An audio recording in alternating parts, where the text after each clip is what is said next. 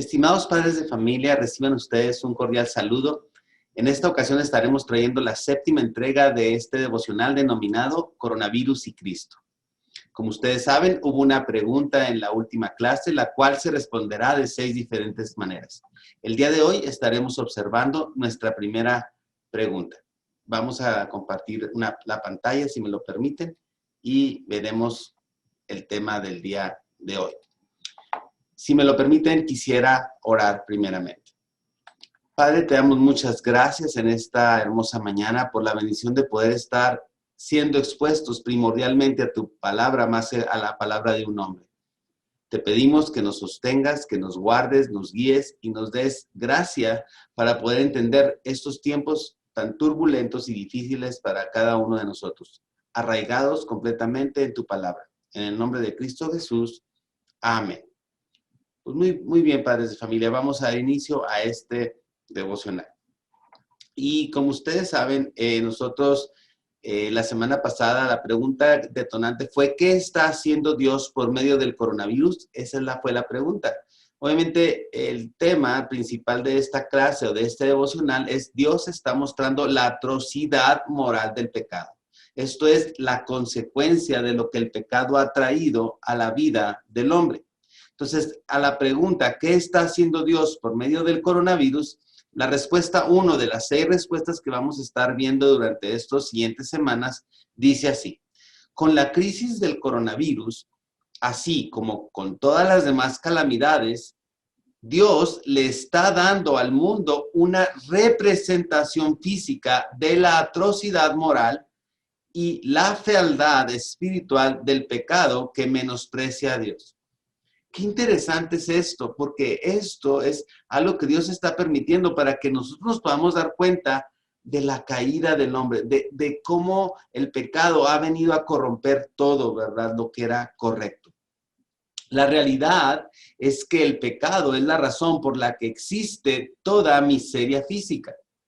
El tercer capítulo de la Biblia, o sea, Génesis 3, describe la entrada del pecado al mundo y muestra que el pecado es el origen, escuchen bien, el origen de la devastación global y de la miseria. Esto lo pueden ustedes ver, buscar en Génesis 3, del 1 al 19. Ahora, Pablo lo resumió, fíjense bien, en Romanos 5:12 de esta manera. Por medio de un solo hombre, o sea, Adán, el pecado entró en el mundo. Y por medio del pecado, ¿qué pasó? Entró la muerte. Fue así como la muerte pasó a toda la humanidad porque todos pecaron. Desde el inicio pudimos ver las consecuencias del pecado. De aquí Pablo lo expresa que por Adán entró el pecado al mundo y por medio del pecado pues fue la muerte, ¿verdad? Y esa muerte pasó a todos nosotros. El mundo se echó a perder desde entonces. Toda esa belleza está entretejida con desastres, enfermedades, frustraciones y toda clase de males. Nosotros vemos ahorita que vivimos en un mundo imperfecto. Ahora, Dios había creado este mundo perfecto. Fíjense bien lo que dice Génesis 1:31. Dios miró todo lo que había hecho, o sea, el mundo y todo lo que hay en él, y consideró que era muy bueno. Pero, lamentablemente, desde que la humanidad cayó en pecado y hasta el día de hoy, ¿verdad? La historia, con todas sus maravillas, es solo una cinta transportadora de cadáveres. ¿Qué es esto? Que desde ese momento el hombre empezó a morir. El hombre no fue destinado originalmente para la muerte. La muerte vino después de que el hombre no respetó y no obedeció la ley de Dios. Ahora, el siguiente subtítulo dice, la caída de Adán, del hombre, trajo juicio. La Biblia no ve este quebrantamiento del mundo como algo meramente natural, sino, escuchen bien, como el juicio de Dios sobre un mundo impregnado de pecado. Pablo describió los efectos del juicio de Dios de esta manera. Recuerden, obviamente, esto va a ser muy importante. Dice, porque la creación fue sujetada, esto lo vemos en Romanos 8:20 al 22, a vanidad, no por su propia voluntad, sino por causa del que la sujetó en esperanza. Porque también la creación misma será libertada de la esclavitud de la corrupción, a la libertad gloriosa de los hijos de Dios. Porque sabemos, fíjense bien, que toda la creación gime a una y a una está con dolores de parto hasta ahora. ¿Qué pasó? Que la tierra, todo lo que había se le dio o se le encomendó a Adán para que él fuera el mayordomo de la misma. Y al Adán caer, obviamente también la tierra se corrompe. Frustración, esclavitud a la corrupción, gemidos. Esta es la devastación y la miseria que ha producido el pecado desde que entró al mundo. Obviamente el hombre ahora fue atado y fue sujeto, esclavizado al pecado. Y Pablo dice que todo esto se debe al juicio de Dios. Volvemos a leer, porque la creación fue sujetada a vanidad por causa del que la sujetó en esperanza. Fíjense bien, ¿quién es el que sujeta en esperanza esto? Satanás no la sujetó con una firme esperanza, ¿verdad? Adán no la sujetó con una firme esperanza. Dios sí lo hizo. Como dijo Pablo en Romanos 5:16, el juicio lleva a la condenación. Perdón, discúlpenme, el juicio que lleva a la condenación fue resultado de un solo pecado. Obviamente del pecado de Adán cuando él desobedece, ¿verdad? En esencia, el pecado, papás, es desobediencia. Es no hacer lo que Dios nos dice que hagamos o hacer lo que Dios nos dice que no debemos hacer. Eso es pecado. Ahora, sus hijos, nosotros, los que hemos puesto nuestra confianza en Él, que su espíritu mora en nosotros, también estamos bajo su juicio. Ciertamente, este pasaje está lleno de esperanza, pues nos habla de la libertad gloriosa de los hijos de Dios, Romanos 8:21, ¿verdad? Fíjense bien, Dios tiene un plan asombroso para una nueva creación, donde, y esto viene en Apocalipsis 21:4, Dios enjugará toda lágrima de los ojos. Pero por ahora, mientras estamos en esta tierra, todos estamos bajo su juicio. ¿Por qué? Porque toda la tierra está bajo el juicio de Dios, porque hemos pecado, ¿verdad? Él ha sujetado al mundo a la muerte, al desastre y a la miseria. Sin embargo, incluso sus propios hijos, los que él predestinó para ser adoptados, eso lo vemos en Efesios 1:5, que han sido redimidos por la sangre de su Hijo, en Efesios 1:7, y llamados para vida eterna, en Efesios 1:18, sufrimos y morimos debido al juicio de Dios en la caída. O sea, el hecho de nosotros poner nuestra confianza y tener nuestra confianza en Dios no implica que nosotros vamos a dejar de padecer las consecuencias propias del pecado, ¿verdad? Y de cómo ha impregnado todo, ¿verdad?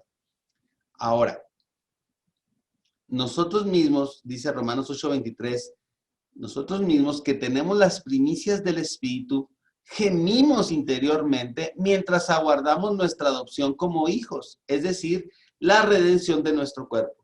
Para el creyente, la muerte viene a ser algo bueno, viene a ser como el poder estar ya con su Salvador por la eternidad, y por eso habla de la redención de nuestro cuerpo, porque este cuerpo no puede cohabitar con Dios, puesto que este cuerpo tiene pecado. Pero Dios en su gracia nos dará un cuerpo nuevo con el cual sí podemos o podremos habitar con Él. Los cristianos son arrastrados por tsunamis. Los cristianos mueren en ataques terroristas. Los cristianos se contagian de coronavirus. O sea, los cristianos están exentos de la muerte, de las dificultades, de los males propios de esta tierra. Ahora viene este subtítulo que dice purificación y no castigo. La diferencia para los cristianos, o sea, aquellos que tenemos a Cristo como nuestro mayor tesoro, es que no experimentamos esta corrupción como una condenación. ¡Wow! Y fíjense bien lo que dice Romanos 8:1. Por lo tanto, ya no hay ninguna condenación para los que están unidos a Cristo Jesús. El dolor para los cristianos debe ser algo purificador, no es un castigo. Primera de Tesalonicenses 5:9 dice que Dios no nos destinó a sufrir el castigo. Morimos por enfermedades y desastres, igual que el resto de los seres humanos. Pero para los que estamos en Cristo, aquí viene algo muy importante, papás. El aguijón de la muerte fue quitado, como lo menciona Primera de Corintios 15:55. Y como dice Filipenses 1:21, para nosotros el morir es ganancia. Partir es estar con Cristo, como dice Filipenses 1:23. Entonces, qué bendición que nosotros entendamos que lo que nos pasa, que es adverso, difícil, viene siendo un purificador a nuestro corazón para afianzarnos, abrazar más lo que Dios nos ha llamado a vivir en esta tierra. Entonces, no es algo como un castigo, sino para el creyente es algo que lo acerca más al Señor. Ahora, tenemos que entender que Satanás es real, pero también Dios ha puesto límites a Satanás. Cuando el pastor Piper dice que el juicio de Dios por el pecado es la raíz de las miserias de este mundo, no está cerrando los ojos al hecho de que Satanás tiene una gran participación en nuestra miseria global. Obviamente, Satanás ha sido denominado el príncipe de este mundo. La Biblia lo llama precisamente el Dios de este mundo, como acabo de mencionar en 2 Corintios 4:4, el príncipe de este mundo, en Juan 12:31, y el que gobierna las tinieblas en Efesios 2:2. Él ha sido, vean bien, desde el principio un asesino. Eso lo vemos en Juan 8:44, que ata y oprime con muchas enfermedades a las personas, como lo vemos en Lucas 13:16 y Hechos 10:38. Pero fíjense bien qué importante es esto. Pero Satanás está amarrado y la correa está en las manos de Dios. Satanás no puede actuar sin el permiso de Dios. Solo actúa con permiso y restricción. Y esto lo vemos muy claramente en el libro de Job. Ahí lo pueden leer ustedes. En el capítulo 1 y 2 de Job, ustedes van a ver eso. Además de Lucas 22:31 y 2 Corintios 12:7. Al final, papás, es Dios quien decide el alcance del daño que hace Satanás. Dios no está desconectado del juicio de Dios. Perdón, discúlpenme, Satanás no está desconectado del juicio de Dios, sino que es un instrumento en él mismo, aún él sin darse cuenta. O sea, Satanás opera el plan de Dios aunque él no lo quisiera hacer. Ahora viene esto, la pregunta clave. Ahora, esta es la pregunta que hace que podamos ver con un mejor enfoque el significado del coronavirus. La pregunta es la siguiente. ¿Por qué Dios trae un juicio físico al mundo por causa de un mal moral? ¿Qué pregunta tan interesante? ¿Por qué Dios trae un juicio físico al mundo por causa de un mal moral? Bueno, Adán y Eva desafiaron a Dios. Su corazón, el corazón de ellos dos, se volvió en contra de Dios. Prefirieron su propia sabiduría y rechazaron la sabiduría de Dios. Escogieron la independencia en vez de la confianza. El desafío de Adán y Eva, preferencia y elección, fue un mal espiritual y moral. Fue ambos. Fue un pecado que estuvo primero en el alma, no en el cuerpo. Fue primero hacia Dios y no hacia el hombre. Pero en respuesta a esa rebelión moral y espiritual, Dios sujetó al mundo físico, al desastre y a la miseria. Y muchos preguntarían, ¿por qué? ¿Por qué no dejar al mundo físico en buen estado y traer miseria al alma humana, ya que ahí fue donde comenzó todo? O sea, que no fuera una afectación en el mundo. Bueno, una respuesta que propone el pastor Piper es la siguiente. Él dice, Dios maldijo al mundo físico para que las atrocidades físicas que vemos alrededor de nosotros a través de enfermedades y calamidades, fíjense bien, esto es bien relevante, sean representaciones vívidas de lo horrible que es el pecado. Básicamente es para que nunca se nos olvidara el daño que el pecado ha traído a todo, al mundo, al hombre. En otras palabras, el mal físico es una parábola, es una dramatización, un letrero que apunta a la atrocidad moral de la rebeldía en contra de Dios. ¿Por qué Dios lo hizo de esa manera? Porque en nuestra condición actual, papás, después de la caída, cegados por el pecado, ¿qué creen? No podemos ver ni sentir lo repugnante que es pecar contra Dios. O sea, ni siquiera entendemos lo grave que es el pecado delante de un Dios santo. Prácticamente nadie en el mundo siente lo atroz que es preferir otras cosas por encima de Dios. Estamos cegados en nuestro entendimiento de la santidad de Dios. ¿Quién se desvela pensando en cómo despreciamos a Dios todos los días, ignorándolo y desafiándolo? ¿Quién verdaderamente le pasa eso? Pero ¿cuánto sentimos nuestro dolor físico? ¿Cuánto nos indignamos cuando Dios toca nuestro cuerpo? Tal vez no nos duela la forma en que menospreciamos a Dios todos los días en nuestro corazón, pero si el coronavirus viene y amenaza nuestro cuerpo, Dios recibe nuestra atención ¿o no?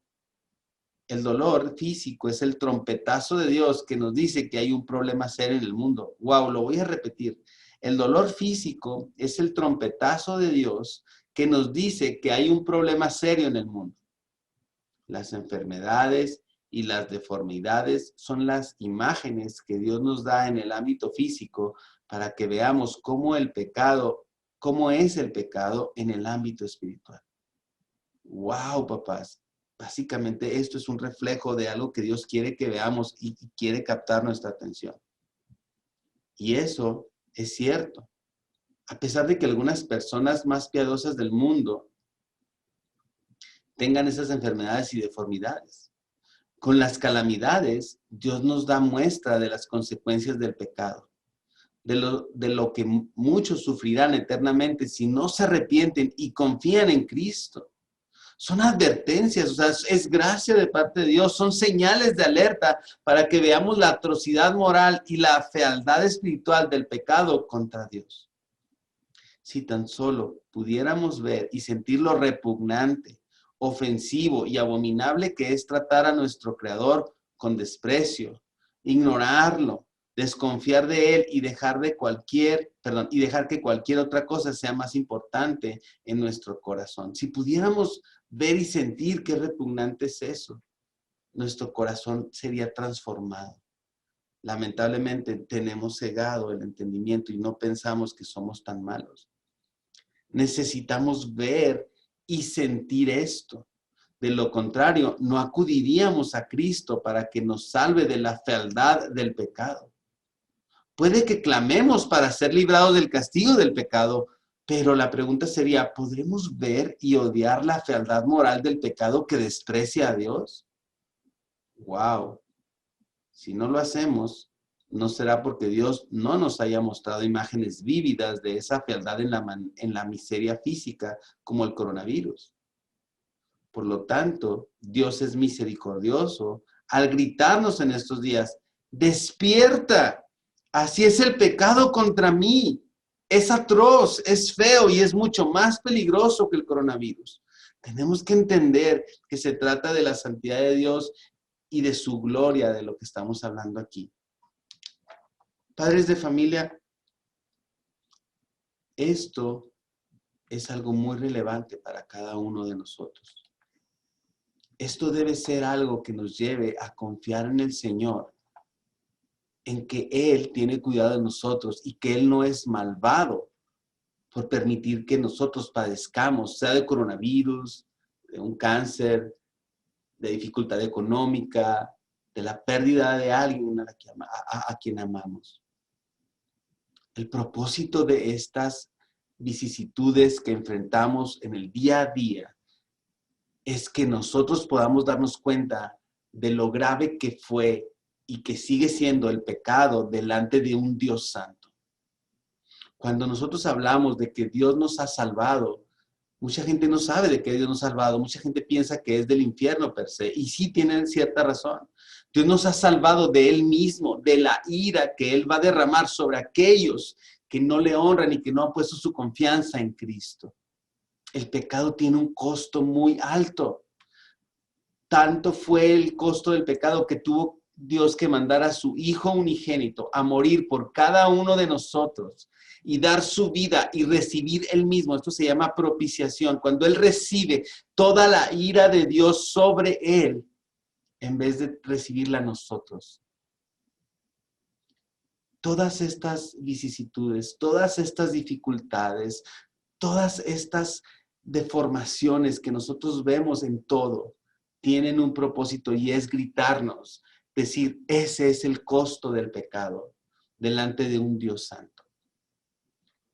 Ni usted ni yo nos podemos acercar a Dios con nuestros propios méritos, pensando que somos buenos, porque nuestra bondad, lo bueno que podemos ser, nunca será suficiente para Dios. Solamente lo bueno que fue Cristo, el cual fue perfecto, justo, recto, nunca pecó, puede ser aceptable delante de un Dios santo. Es por eso que es relevante que usted y yo podamos poner nuestra confianza en Jesucristo como nuestro mediador. Dice que no hay otro mediador entre Dios y el hombre, solamente Jesucristo es nuestro mediador. ¿Qué es el mediador? El que hace la paz entre dos partes. Y Él hizo lo que nosotros teníamos que padecer, Él lo sufrió en sí mismo y Él hizo la paz con Dios para con nosotros. Padre de familia, si usted no conoce al Señor Jesucristo, si no ha puesto su confianza en Él, yo quiero animarle a que clame a Dios, se siente en algún lugar y ore a Dios y le diga, Señor, muéstrame quién eres tú. Ayúdame a conocerte. Es importante también que pueda leer una Biblia y le quiero recomendar leer el libro de Juan. En el Nuevo Testamento, la Biblia se separa en dos testamentos. El Antiguo tiene 39 libros, el Nuevo tiene 27 y en el Nuevo, los primeros 4 libros del Nuevo Testamento son llamados evangelios y hablan mucho de la vida de Jesús. Y yo quiero recomendarle que lea el Evangelio según San Juan, desde el capítulo 1 y lo empieza a leer pidiéndole a Dios que le ayude a revelarle quién es Él. Para ustedes, padres de familia, que ya son creyentes en Dios, que han puesto su confianza en Dios, tenemos que quitarnos todas esas vendas de nuestros ojos del pensar que la vida del creyente es una vida de bienestar en esta tierra, cuando eso de la Biblia no nos lo ha dicho. Nos habla de gozo en estar en Él, nos habla de gozo a pesar de las dificultades y nos dice que no sembremos en esta tierra donde todo se puede corromper, sino que podamos sembrar en los cielos. Y esto habla de que nuestra confianza es de que algún día estaremos con Él. El coronavirus, la enfermedad en general, la escasez económica o de trabajo, la muerte de la gente que amamos, no es un castigo a nuestra vida per se directamente, sino es la consecuencia de un pecado, ¿verdad? Del desobedecer a Dios y el pacto que había hecho con el hombre. Mereceríamos muchas cosas más malas de las que nos suceden en el diario vivir, pero Dios ha sido bueno y nos ha otorgado gracia. Espero que este material que fue expuesto este día sea de bendición para ustedes como lo es para nosotros. Reiteramos nuestra disposición de poder servir a cada uno de ustedes si ustedes requieren o necesitan hablar con alguien y ser guiados a Cristo. Igual, si usted requiere o necesita una Biblia, háganoslo saber. Nosotros quisiéramos estar viendo de qué manera podemos servirles de la mejor forma. Agradezco a Dios por la vida de cada uno de ustedes y esperamos, si Dios lo permite, vernos la siguiente semana para traer la siguiente respuesta a la pregunta detonadora, ¿verdad?, que hizo el pastor Piper. Que el Señor bendiga a cada uno de ustedes y a sus familias y estamos para servirles y esperamos que sea de bendición este material. Que el Señor les bendiga, que tengan ustedes una excelente semana. Hasta luego.